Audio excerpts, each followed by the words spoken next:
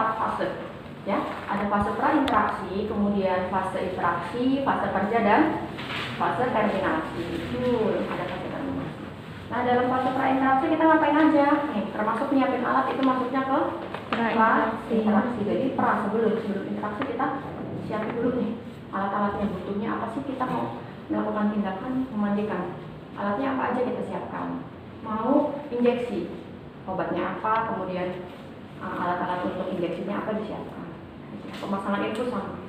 Jadi kita prepare alat sebelum ke pasien. Oke. Ada 2 buah handuk, ya. 2 buah handuk, 2 buah washcloth. Ini washclothnya kita deketin ke air hangat, ya. 2 waskom untuk air, kemudian sabun mandi ada, selimut mandi, kemudian lotion bedak itu fleksibel, menyesuaikan. Kalau memang di rumah sakit tidak ada, hanya ada sabun mandi, kita jangan tarik, kan nggak ada lotion ya Pak untuk pasien. Enggak, karena memang itu tidak primer gitu, maksudnya memandikan harus pakai lotion kan, gitu ya. Jadi maksudnya menyesuaikan. Kalau memang ternyata pasien kita punya lotion, mbak lotion, bisa gunakan lotionnya pasien ya. Kemudian alat tenun tambahan ini maksudnya baju ganti, ya harusnya ada baju ganti dari rumah sakit. Kalau memang pasiennya kan biasanya nggak mau, biasanya ada beberapa pasien yang nggak mau pakai baju rumah sakit. Nah, kita minta, Pak, ada baju ganti nggak? Kalau bisa ya, kancing depan, gitu ya, kancing depan, tangan pendek. Urinal atau pispot, ini namanya pispot, ya, pispot untuk cewek, untuk cowok bisa untuk pup. Kalau untuk cowok, yang urinal pispot pipis itu yang seperti teko, dia ada pegangannya kayak teko kecil, ya. Itu namanya pispot juga. Kemudian sarung tangan bersih.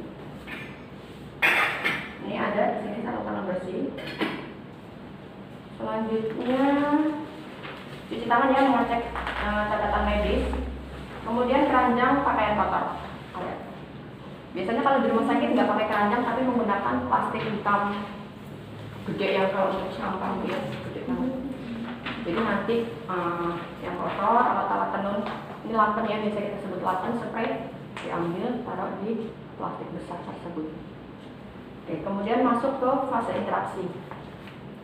Ya, kalau yang sudah tanya ke temannya yang sudah praktik dengan saya dan kurang lebih mungkin dosen yang lain juga mempraktikkan komunikasi terapeutik ya, jadi assalamualaikum Pak, gitu kan, semua kan. Nah, itu adalah komunikasi terapeutik.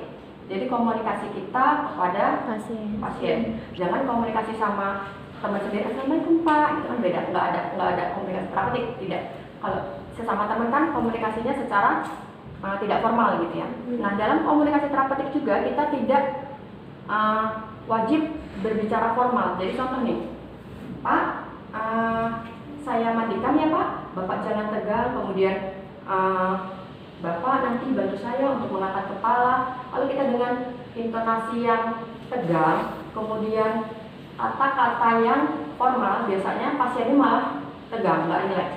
Nah, dalam komunikasi terapeutik yang perlu kita pahami adalah strukturnya. Jadi dalam fase interaksi itu ada apa aja? Di situ ada salam, kemudian memberikan evaluasi validasi ya.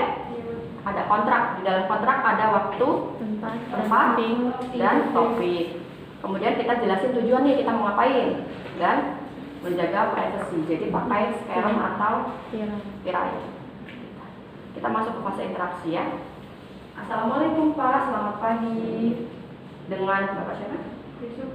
Yusuf. Contoh kita belum ketemu pasien, pasiennya malam, kita dinas pagi. Dengan Bapak siapa Pak? Kita belum kenalan, boleh. Jadi nggak perlu kalimatnya yang tegang, gitu ya. Dengan Bapak siapa Pak? Bapak Yusuf. Oke, Bapak Yusuf. Nah, Pak, saya Suster Eva, saya Suster Dena, gitu disebutin dari UAP. Biasanya mahasiswa terlalu jujur, praktik, bilang lagi, assalamualaikum Pak. Kan nggak semua pasien paham mana mahasiswa praktik sama enggak, gitu ya. Nanti mau sebutin perawat aja. Padahal kalau yang paham pakai nantek, kemudian ada listnya itu kan mahasiswa. Jadi, assalamualaikum Bu, saya mahasiswa praktik dari Universitas Aisyah Syamul. Ini mahasiswa praktik nggak mau udah ketakutan. Nah, jadi usahakan saya yang membantu kakaknya dinas di sini dari Universitas Aisyah, gitu nggak apa-apa. Jadi nggak perlu ditambahkan, diperjelas gitu. Dari UAP, mahasiswa praktik, ya. Jadi usahakan menggunakan komunikasi yang membuat pasien kita itu nyaman, percaya mau dirawat sama suster ini, brother ini, ya. Baik Pak, saya suster Eva. Nah, pagi ini Bapak udah mandi belum? Evaluasi validasi adalah kita mengevaluasi, kalau bahasa secara umumnya, kita basa-basi sebelum tindakan yang akan kita lakukan. Kita nanya kabar, tapi nggak harus, biasanya mahasiswa sudah diajari gimana Pak kabarnya. Semua pasien sebenarnya tanya kabar. Nah, padahal untuk mengevaluasi validasi itu nggak perlu, nggak hanya nanyain kabar. Jadi contoh nih, bapaknya kita udah baca listnya, bapaknya dengan stroke, gitu ya, atau dengan tipoid, tipes. Kita tanya, Pak semalam bisa tidur nggak? Atau Pak perutnya masih sakit nggak? Gitu, karena kita sudah baca list pasiennya, kemarin mengeluh nyeri perut. Contoh itu adalah pertanyaan yang mengevaluasi validasi, gitu ya. Jadi kita nanyain bapaknya sebelum kita menjelaskan tujuan yang akan kita lakukan. Pak, semalam tidurnya nyenyak nggak Pak? Nyenyak, alhamdulillah kalau nyenyak. Nah, pagi ini saya akan membantu Bapak untuk mandi ya Pak ya. Tidak disiram, hanya dilap-lap. Tujuannya supaya badan Bapak bersih, kemudian fresh. Jadi kalau fresh, semangat untuk sembuhnya bertambah. Oke, memandikannya di atas tempat tidur aja Pak, kurang lebih 15 menit. Tempatnya di sini, Bapak bersedia? Kita mulai ya Pak. Atau boleh menggunakan bahasa yang lebih ringan lagi. Setelah itu kita masuk ke fase kerja. Sebelumnya tutup kita boleh. Kalau ternyata bapaknya cuma di ruangan sendiri, kayak VIP, nggak ditutup, nggak apa-apa, dia hanya ditungguin sama ibunya satu, itu nggak perlu itu. Atau menggunakan sekarang kayak gini namanya sekarang, ya. Atur tinggi tempat tidur supaya nyaman. Kemudian letakkan handuk. Kalau di bahasa SOP-nya susah dipahami, ya, kalian nanti bisa cross check ke video, jadi supaya nyambung. Nah, ini fleksibel nih, mau ditinggiin apa enggak kita tanya bapaknya. Kalau memang bednya bisa dinaikin, atau bapaknya bisa duduk, kita lebih mudah mematikan duduk, gitu ya. Atau Pak mau ditinggiin nggak Pak kepalanya? Boleh sus, kita tinggiin. Atau enggak sus, gini aja, berarti nggak usah. Itu hanya kita menanyakan posisinya. Letakkan handuk untuk wajah di atas dada, kita naruh handuk dulu. Kemudian ini buat sarung tangan ini maksudnya pakai ya. Nah, untuk poin 10-11 ini bisa kita tukar. Jadi maksudnya boleh naruh handuk dulu, boleh pakai handscoon dulu. Tapi lebih nyamannya kita pakai handscoon. Handscoonnya kan handscoon bersih. Oke, sebelum pakai handscoon dulu Pak. Jadi ini melipat, nanti kalau pas putar untuk melipat handuk itu ada tekniknya, ya. Ada yang dari SSK Kesehatan, ada di sini. SSK Kesehatan pernah diajarin melipat handuk Pak? Lupa. Iya. Dia sini. Jadi kita lipat handuknya. Lihat materi Ini. barengan. Kemudian lipat lagi. Yang ujung ini di dalam, jangan terbalik, jangan taruh luar, ya. Jadi gini, maksudnya di dalam, kita akan tekuk. Nah, ini yang di dalamnya ini. Kemudian kayak lipat bendera, ujung ketemu ujung.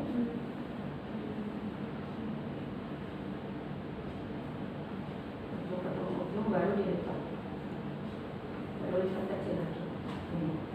Kenapa? Fungsinya adalah untuk, contoh bapaknya udah, kita nggak perlu ganti selimut mandinya. Jadi kita pakai selimut yang ada untuk mandi sekalian. Nah, nanti kan pasti kecepatan air itu kotor, baru kita ganti selimut bersih. Kalau di sini kan peralatannya selimut mandi gitu ya. Jadi kita bisa pakai ini untuk yang selimut bersih. Jadi nggak 2 kali kalau pakai ini, pakai Pak ganti selimut mandi, habis ini pakai lagi. Ada ini yang habis dipakai kan, ini yang kita ambil bersih. Kenapa? Karena memudahkan kita nih. Wah,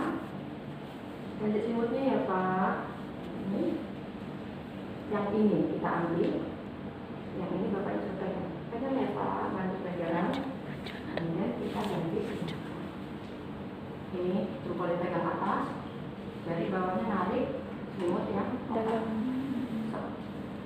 Kan enak. Coba kalau melipatnya kayak tadi, kayak melipat kita kalau di rumah, selimut di rumah, kan susah. Oke, satu. Kemudian bisa tekniknya, kalau tadi kan nggak ada tambahan lipat kecil ya. Kemudian aja. Oke, bisa juga.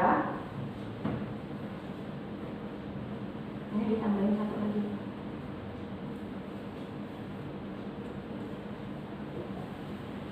Sama. Ya.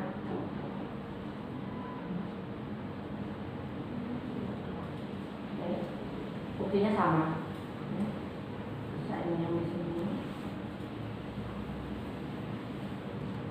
Pegang bapaknya sama. Oke? Paham ya? Cuma ditambahin satu, dibuka satu. Kemudian untuk untuk anduk, melipatnya nggak kotak, tapi digulung. Ya. Untuk memudahkan kita. Dan yang menggulungnya gimana? Jadi dia nggak ujung ketemu ujung, dikasih sisa sedikit gini, ya. Kemudian kita lipat. Makanya prepare untuk persiapan alatnya jangan di depan pasien, ya. Rasionalnya itu. Jadi kan kita nggak mungkin melipat handuk di depan pasien. Begini. Kemudian sama ini. Harusnya kalau untuk mandi yang satu handuk olahraga itu ya, yang kecil, yang satu handuk besar. Tapi nggak apa-apa.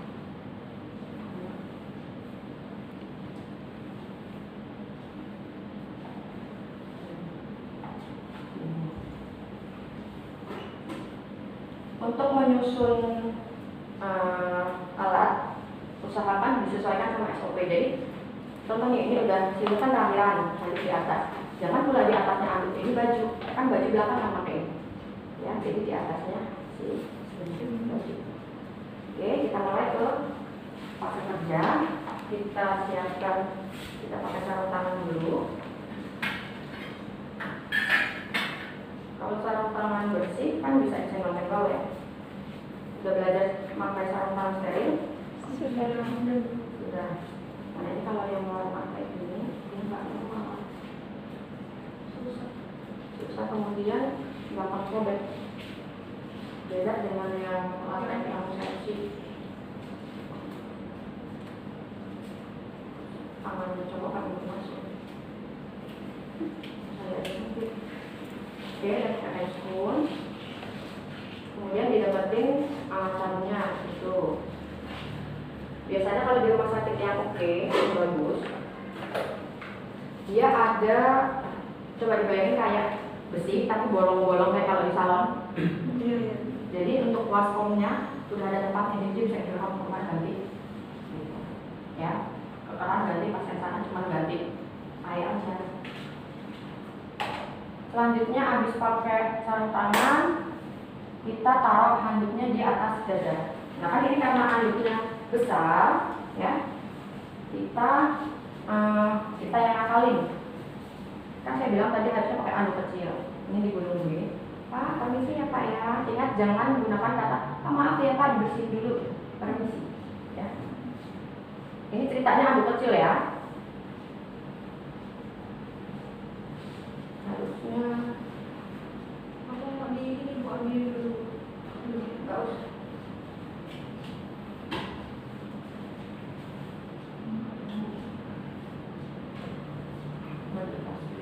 Oke, ini ceritanya handuk kecil.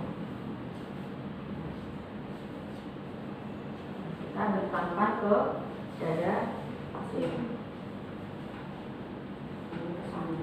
Kita tarik yang kemudian poslap ada triknya, jadi jangan biasakan poslapnya dimasukin ke tangan dulu kemudian baru disemprotkan ke air ya. Jadi kita masukin ke air dulu, keras, kemudian baru kita pakai. Lebihkannya biar gampang. Tapi maksimal ya ngatasnya. Jadi kalau kita begini cepetin, keras gini. Pastikan yang sini nggak keras nih. Kita ngelakuin buka pasien nanti sini ke mulutnya. Gitu ya. Kemudian di situ kita bersihkan mata yang ke-12. Kita bersihkan mata, usap dari kantus sebelah dalam, gitu ya, ke kantus luar. Kantus adalah ini, yang dekat hidung ini kantus yang dari